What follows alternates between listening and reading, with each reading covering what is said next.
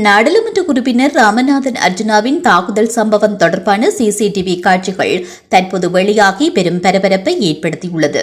யாழ்ப்பாணத்தில் உள்ள ஒரு ஹோட்டலில் நேற்று நாடாளுமன்ற உறுப்பினர் அர்ஜுனா தனது தொலைபேசியில் ஒரு காணொலியை படம் பிடித்துக் கொண்டிருந்த பொழுது அதை எதிர்த்த இரண்டு நபர்களால் வாக்குவாதம் ஏற்பட்டது. இதனைத் தொடர்ந்து குறித்த வாக்குவாதம் முற்றி கைகலப்பாக மாறியதாகவே தெரிவிக்கப்படுகிறது.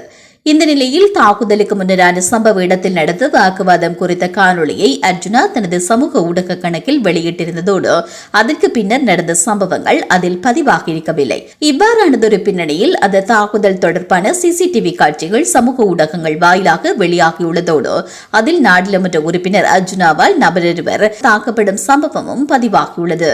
இச்சம்பவம் குறித்து மேலும் தெரிய வருகையில் யாழ்ப்பாணத்தில் நாடாளுமன்ற உறுப்பினர் ராமநாதன் அர்ஜுனா உள்ளிட்ட இருவருக்கிடையில் நடந்த கைகலப்பில் படுகாயமடைந்த நபர் தற்போது அறுவை சிகிச்சைக்கு பரிந்துரைக்கப்பட்டுள்ளதாக தெரிய வருகிறது.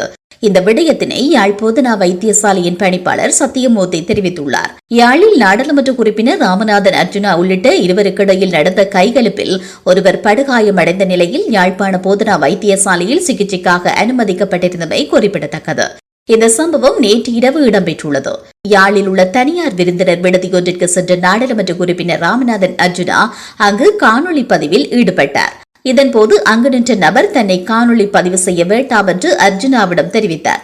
எனினும் அர்ஜுனா அதனை மீறி காணொலி பதிவில் ஈடுபட்டார்.